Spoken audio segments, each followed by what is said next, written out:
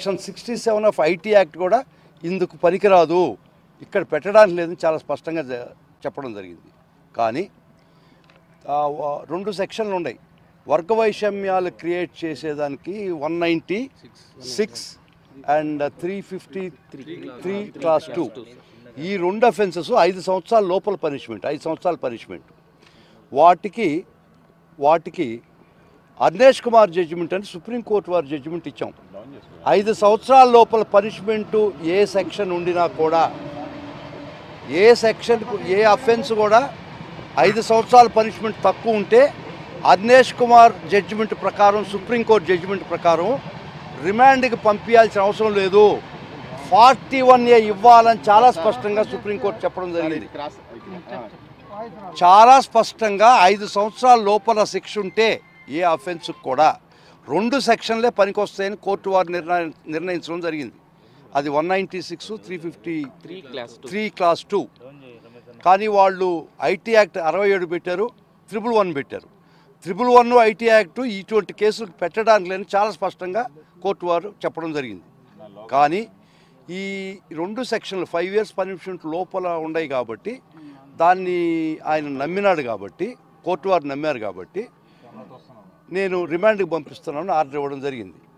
దానికి ముఖ్యంగా మేము 5 years అఫెన్స్ ఏదైతే పనిషబుల్ ఉంటుందో దానికి అర్నేష్ కుమార్ సుప్రీంకోర్టు వారు చెప్పినటువంటి తీర్పు ప్రకారం రిమాండ్ చేయడానికి లేదు, 41A పంపించాలని మేము చాలా తీవ్రంగా వాదనలు వినిపించడం జరిగింది. కానీ మా వాదనలు సుప్రీంకోర్టు జడ్జిమెంట్ ప్రకారం కూడా మేము చెప్పిన వాదనలు పరిగణలోకి గౌరవ కోర్టు వారు తీసుకోలేదు. కాబట్టి ఆపరేషన్ సక్సెస్, పేషెంట్ డెడ్. కానీ ఇంత సుదీర్ఘంగా ఎందుకు వాదనలు? ఇది స్టేట్ స్పాన్సర్డ్ కేసు అండి. ఇది ఎవడైనా కంప్లైంట్ పెడితే కంప్లైంట్ రోల్ చేస్తారో ప్రాసిక్యూట్ చేస్తుంది. కానీ ఇక్కడ స్టేటే పర్సిక్యూటర్గా తయారైంది, స్టేటే కేసు పెట్టిస్తుంది, కేసే దీన్ని ముందరకు తీసిపోతుంది, స్టేటే దీన్ని అరాచకమైనటువంటి ఒక పాలన క్రియేట్ చేసి అన్ని వ్యవస్థల్ని, ఏది న్యాయ వ్యవస్థను కాదు బాబు, అన్ని వ్యవస్థల్ని వారి గుప్పెట్లో పెట్టుకొని సెక్షన్ 67 ఆఫ్ ఐటీ యాక్ట్ కూడా ఇందుకు పనికిరాదు, ఇక్కడ పెట్టడానికి లేదని చాలా స్పష్టంగా చెప్పడం జరిగింది. కానీ 2 సెక్షన్లు ఉన్నాయి. వర్గ వైషమ్యాలు క్రియేట్ చేసేదానికి 196 అండ్ 353 క్లాస్ 2 ఈ రెండు అఫెన్సెస్ 5 సంవత్సరాల లోపల పనిష్మెంట్, 5 సంవత్సరాల పనిష్మెంట్. వాటికి అర్నేష్ కుమార్ జడ్జిమెంట్ అని సుప్రీంకోర్టు వారు జడ్జిమెంట్ ఇచ్చాం. 5 సంవత్సరాల లోపల పనిష్మెంటు ఏ సెక్షన్ ఉండినా కూడా, ఏ సెక్షన్ ఏ అఫెన్స్ కూడా 5 సంవత్సరాల పనిష్మెంట్ తక్కువ ఉంటే అర్నేష్ కుమార్ జడ్జిమెంట్ ప్రకారం, సుప్రీంకోర్టు జడ్జిమెంట్ ప్రకారం రిమాండ్కి పంపించాల్సిన అవసరం లేదు, 41A ఇవ్వాలని చాలా స్పష్టంగా సుప్రీంకోర్టు చెప్పడం జరిగింది.